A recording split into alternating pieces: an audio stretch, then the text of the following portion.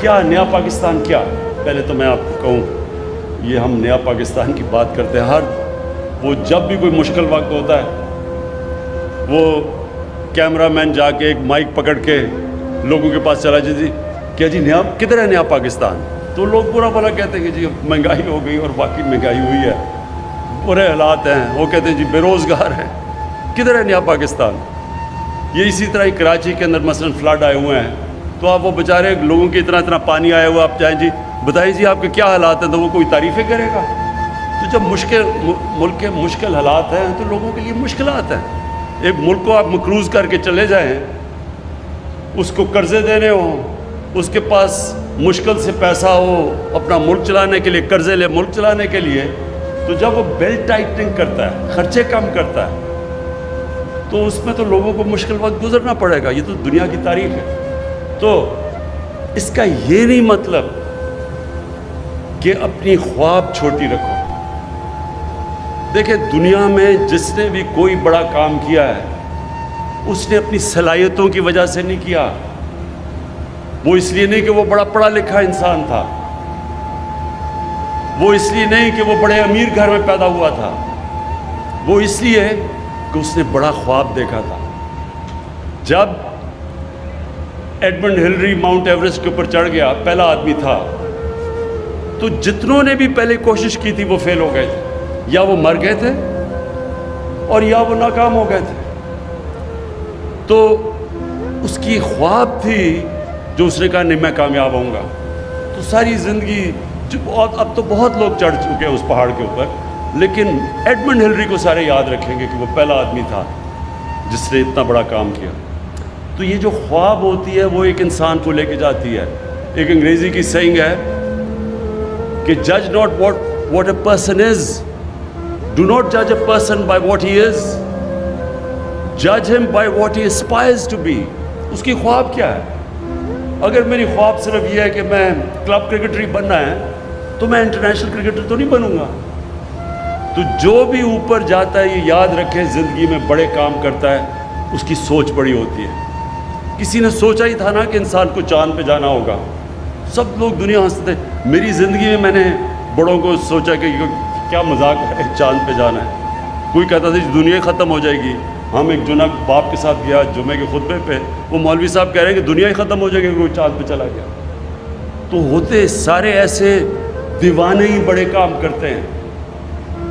جو human mind ہے، جو اللہ نے ہمیں صلاحیت دی ہے، اشرف المخلوقات، فرشتوں کو بھی کہا تھا انسان کے سامنے جھکو، اللہ نے کہا تمہیں نہیں اندازہ کہ میں نے اس کو وہ پاور دی ہے، نالج دی ہے جو تمہیں بھی نہیں دی، لیکن وہ ہم پہچانتے نہیں کیونکہ ہماری ایمز ہی بڑے چھوٹے ہوتے ہیں، ہماری سوچ ہی بڑی چھوٹی سی ہوتی ہے۔ سوچ یہ ہوتی ہے جی پاور میں آئے، اپنی شوگر ملز لگا لی، فیکٹریاں لگائیں، پیسہ بنائے، لنڈن میں بڑے بڑے گھر لے لیے، ہماری سوچ اتنی رہ جاتی ہے اور وہ پھر ہم اتنے ہی انسان رہ جاتے ہیں۔ بڑے سوچ والے مہاتر محمد، نیا شہر اس نے بنایا ہے آج ملیشیا میں، دیکھنے والا شہر ہے، جو ان کا کیپٹل ہے، یہ مہاتر محمد نے بنایا۔ تو جب وہ شروع کر رہا تھا لوگوں نے کہا جی فیل ہو جائے گا، اتنا خرچہ کدھر سے آئے گا؟ آج اب اس کو جا کے دیکھیں۔ اور اسی طرح دنیا میں جب بھی کوئی بڑا کام ہوا ہے پہلے وہ بڑی خواب ہوتی ہے۔ تو یہ جب مجھے پتہ چلا راوی پروجیکٹ کا، تو انہوں نے کہا جی بڑی پہلے سے سوچ تھی، مجھے پتہ تھا کہ کیوں نہیں کامیاب ہوا، کیونکہ جو لوگ یہ سوچ رہے تھے ان کی نمبر 1 پرائیورٹی اپنا ملک نہیں تھا، ان کی نمبر 1 پرائیورٹی تھی کہ وہ کتنی دولت بناتے ہیں پاور میں آ کے۔ وہ کبھی بھی نہیں بنا سکتے بڑی چیزیں، وہ کبھی بڑا کام نہیں کر سکتے۔ بڑا کام جب بھی آپ بڑی خواب کے پیچھے جاتے ہیں، سب سے پہلے میں بار بار آپ کو ایک فریز بتاتا ہوں، کشتیاں جلا کے جاتے ہیں۔ مطلب کہ جب آپ اس کے پیچھے جاتے ہیں تو پھر کوئی واپسی کا راستہ نہیں ہوتا، پھر ہی انسان کا پوٹینشیل نکلتا ہے۔ جب انسان فیصلہ کر لیتا ہے کہ میں نے اب یہ کرنا ہے اور کوئی پیچھے کا راستہ نہیں، پھر انسان کے اندر سے جو اللہ نے صلاحیتیں دی ہیں، جو طاقت دی ہے، وہ تب طاقت نکلتی ہے۔ جب آپ پیچھے آدھا رہو، اچھا جی اگر یہ نہیں ہوگا تو میں کچھ اور کر لوں گا، کبھی کچھ نہیں، بڑا کام نہیں ہو سکتا ایسے۔ یہ بڑا مشکل کام ہے. یہ جو ایک پورا نیا شہر بنانا ہے آسان کام نہیں ہے. اس میں بڑی مشکلیں آئیں گی, راستے میں رکاوٹیں آئیں گی. میں ابھی بھی سوچ رہا تھا کہ کدھر سے رکاوٹیں آئیں گی. رکاوٹوں نے آنا ہے, لیکن یہ ہم فیصلہ کر لیں کہ یہ شہر لاہور کی بھی ضرورت ہے, پاکستان کی بھی ضرورت. لاہور کی ضرورت اس لیے کہ جس طرح لاہور پھیلتا جا رہا ہے یہ انسسٹینیبل ہے. اس لاہور کے اندر جو 40% لاہور کچی آبادیاں ہیں, کیونکہ ہم نے کبھی سوچا ہی نہیں کہ بیچارے جو غریب لوگ ہیں, جو مزدور ہیں, جو کام کرنے والے ہیں, وہ کدھر رہیں گے. کسی نے نہیں سوچا, کیونکہ ہماری جو مائنڈ سیٹ ہے پاکستان کا وہ ایلیٹسٹ مائنڈ سیٹ رہا ہے. ہم جو ملک اپنا پوٹینشیل پورا نہیں کر سکا, اس کی وجہ یہ کیا ہے کہ سارے فیصلے کرتے ہیں چھوٹے سے طبقے کے لیے. جب یہ ہوا کرونا کا, تو میں نے پہلے دن جب مجھے کہا نا جی لاک ڈاؤن لگا دو, وہ دیکھیں جی اٹلی میں بھی لگ گیا, ادھر بھی لگ گیا, اسپین میں بھی, اور دیکھیں اب انگلینڈ بھی لگا رہا ہے, تو آپ بھی لاک ڈاؤن کر دیں. تو میں بار بار ایک سوال پوچھتا تھا کہ لاک ڈاؤن تو ہم لگا دیں, لیکن وہ دیہڑی دار, وہ غریب لوگ, وہ کچی بستیاں, ان کا کیا بنے گا؟ کسی نے مجھے اس کا جواب نہیں دیا, کیونکہ ان کو فکر ہی نہیں تھی کہ ان کا کیا بنے گا. کسی نے یہ سوچا ہی نہیں کہ جب آپ جو آدمی مزدوری کر کے, دیہڑی کر کے بیچارے اپنے بچوں کا پیٹ پالتا ہے, اس کو جب آپ بند کر دیں گے وہ کیسے زندگی گزارے گا, وہ بچوں کو کیسے کھلائے گا. لیکن اپنا سوچ رہے تھے, چھوٹا سا طبقہ اپنا سوچ رہا تھا کہ میں تو عمران خان تو جناب زمان پاک یا بنی گالا میں آرام سے بڑے گھر میں رہ رہا ہوں, میرے لیے تو لاک ڈاؤن کچھ بھی نہیں ہے, میرے لیے تو بلکہ چھٹی ہے. سرکاری نوکروں کی تو چھٹی تھی, گھر آرام سے بیٹھ جائے, ان کو تو تنخواہیں مل رہی تھی. کسی نے نہیں سوچا کہ اس طبقے کا کیا ہوگا. اور وہی نریندر موڈی نے ہندوستان میں اس کا نہیں سوچا. آج ہندوستان میں اللہ کا عذاب آیا ہوا ہے. سب سے زیادہ دنیا میں جو اکانومی گری ہے وہ ہندوستان کی گری ہے, کیونکہ 4 گھنٹے پہ نوٹس پہ اس نے ملک بند کر دیا. بیچارے غریب لوگ, وہ جو دیہاتوں سے شہروں میں کام کرنے آئے تھے, وہ کتنے 100 میل چل کے جا رہے ہیں, بیوی بچے, غریب لوگ بھوکے, کیونکہ وہاں کی رولنگ ایلیٹ نے سوچا ہی نہیں کہ یہ بھی انسان ہے. یہ ہے پاکستان. پاکستان بنا تھا, ایک بڑا عظیم خواب تھا, ایک فلاحی ریاست, مدینہ کی ریاست کے اصولوں کے اوپر, جو نبی صلی اللہ علیہ وسلم نے عظیم ایک خواب تھی, وہ کہ پہلی دنیا کی فلاحی ریاست بنی تھی. غریب لوگ تھے. جب مہاجر گئے ادھر مدینہ, تو کسی کے پاس بڑے تھوڑے پیسوں میں بڑی مشکل گزارا کیا, لیکن تب بھی انہوں نے فیصلہ کیا کہ جو بھی اسٹیٹ کی ذمہ داری ہوگی, اس کے غریب کمزور طبقہ, ان کے بیواؤں, ان کے یتیم, ان کے غریب, اسٹیٹ نے ذمہ داری لی. اور میرا یہ تھیسس یہ ہے کہ اس لیے وہ ایک عظیم قوم بنے.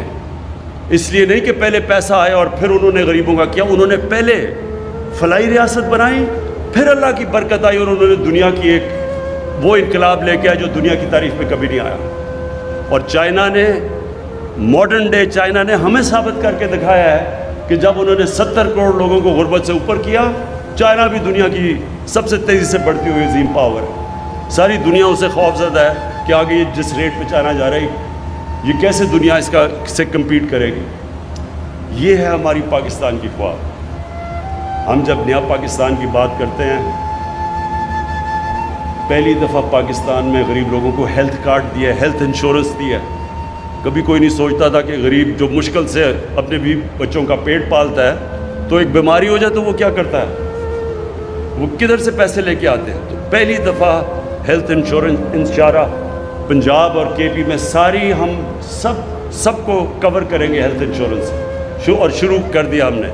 دوسری چیز, ہمیشہ میں یہ جب سے جی ٹی روڈ سے ہم وہ پرانے راوی کے پل سے جاتے تھے داتا صاحب کے پاس, وہ سڑکوں کے اوپر بیچارے فٹ پاتھ کے اوپر لوگ پڑے ہوئے ہیں, سارا وہ اس کا جو ڈیزل کی وہ جو ساری وہ ان کے اوپر آ رہی ہیں ٹرکوں کی، کیونکہ رات میں سارے ٹرکس آتے تھے، ساری مٹی وہ ان کے اوپر آ رہی ہے.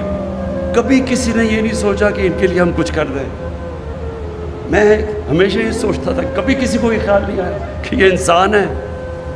آج انشاءاللہ جو ہم نے پہلے ہم نے پناہ گاہ شروع کی، اب ہم نے پناہ گاہ کے سٹینڈرڈ سیٹ کریں کہ وہ پناہ گاہ کے اندر سٹینڈرڈائزڈ ہوگا. یہ نہیں ہوگا کہ ایسے بیچارے غریب آ گئے تو ان کو کوئی کھانا، ان کا کھانا سٹینڈرڈائز ہوگا. ان کے لیے باقاعدہ صاف کپڑے، ان کے بیڈ شیٹ صاف ہوں گی، ان کے غسل خانے صاف ہوں گے، ان کو گرم پانی ملے گا. ان کو انسان بنا کے ہم انشاءاللہ رکھیں گے. ان کو بھی کہیں گے کہ یہ آپ کا پاکستان ہے. اور اسی طرح یہ جو ہم نے اب ہماری کنسٹرکشن کے اندر نئی ہاؤسنگ کی ہے، افورڈیبل ہاؤسنگ، پہلی دفعہ پاکستان میں، پہلے تو روٹی کپڑا مکان ایک سلوگن تھی، یہ پہلی دفعہ ہم اب لوگوں کے لیے جو ہماری ہاؤسنگ اب شروع ہو رہی ہے نیا پاکستان ہاؤسنگ میں، باقاعدہ ہم صرف یہی نہیں کہ ہم ہر جگہ جو بھی سوسائٹی بنے گی اب اس کے اندر غریبوں کی ہاؤسنگ رکھیں گے. باقاعدہ ان کے لیے ہم نے پیکج دیا ہے 30 ارب روپے کا، ان کو سبسڈائز کر کے گھر دیں گے. ان کے لیے ہم کم انٹرسٹ ریٹ، 5% انٹرسٹ ریٹ پہ اگر وہ بینک سے پیسہ لیتے ہیں تو ان کو کم انٹرسٹ پہ، یعنی پہلی دفعہ تنخواہ دار، غریب طبقہ، مزدور، ان کو موقع ملے گا کہ وہ بھی اپنا گھر خرید سکے پاکستان میں. اور یہ جو انشاءاللہ راوی پروجیکٹ ہوگا، اس میں باقاعدہ افورڈیبل ہاؤسنگ ہوگی، تاکہ یہ نہ ہو کہ وہ بیچارے کچی وادیوں میں لوگ رہیں، وہ بھی یہاں آ کے ان کے لیے بھی گھر ہو. اور پھر جو ہمارا احساس پروگرام ہے، انشاءاللہ پاکستان کی تاریخ کا سب سے بڑا پاورٹی ایلیویشن، غریبوں کو اوپر سے غربت سے نکالنے کا پروگرام ہے. 200 ارب روپیہ ہم نے اس کے لیے رکھا. کبھی پاکستان میں اتنا زیادہ پیسہ ہی نہیں رکھا، جس میں کئی چیزیں ہیں. قرضے دیں گے سستے، سود کے بغیر، لوگ ہنر سکھائیں گے، اسکالرشپس دیں گے. اور اس کے اندر یہ بھی ہے، اور دے رہے ہیں، اور اس کے اندر یہ بھی ہے کہ دیہات کے اندر خواتین کے لیے، ان کے لیے بھینسیں، گائے، تاکہ وہ اپنے گزارا کر سکیں، اپنی زندگی بہتر کر سکیں، پروٹین لیول اوپر کر سکیں. پھر پہلی دفعہ سٹنٹنگ کے اوپر کام ہو رہا ہے. باقاعدہ ہم نے پروگرام لانچ کیا ہے.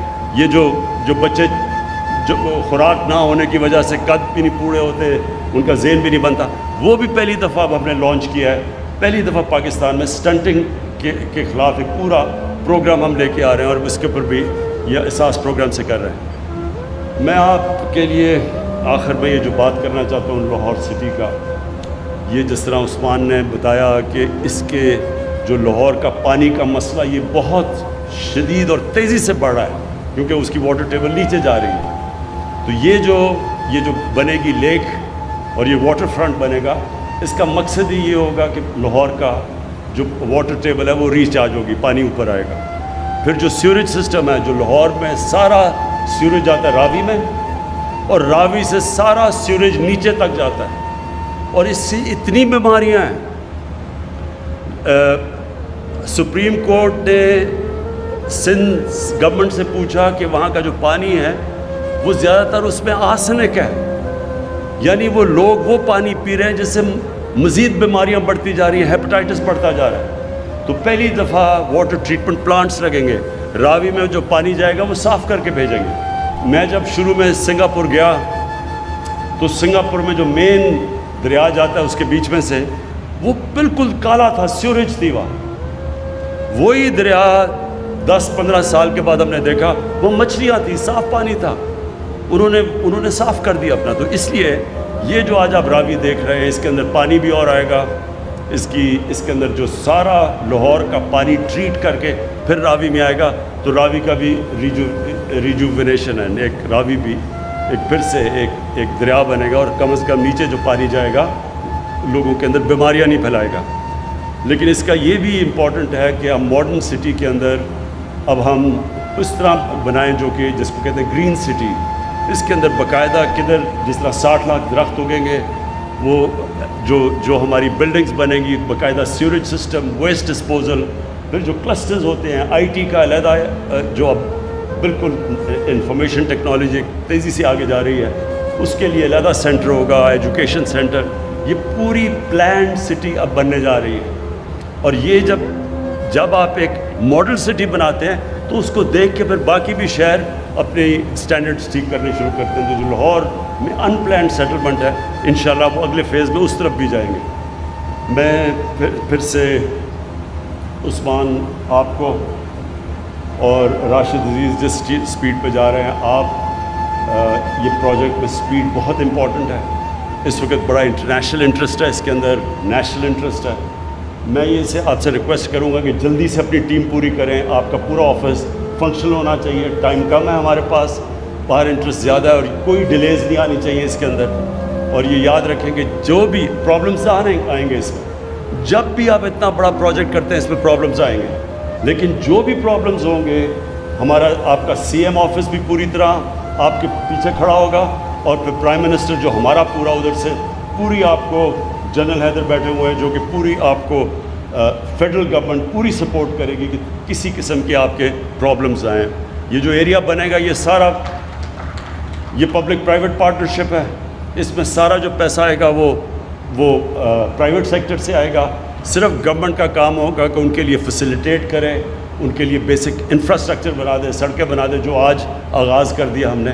اور اس کے بعد یہ پرائیویٹ سیکٹر کی انویسٹمنٹ سے انشاءاللہ یہ سارا پروجیکٹ کھڑا ہوگا. اور اس میں جو سب سے آپ دیکھتے رہیں گے سب سے بڑی کنٹریبیوشن جو اس میں انویسٹ کریں گے آ کے, وہ پاکستان کا جو سب سے بڑا اثاثہ ہے اوورسیز پاکستانی, بیرون ملک پاکستانیوں کا سب سے زیادہ انٹرسٹ ہوگا اور سب سے زیادہ انشاءاللہ انویسٹمنٹ آئے گی. بہت شکریہ.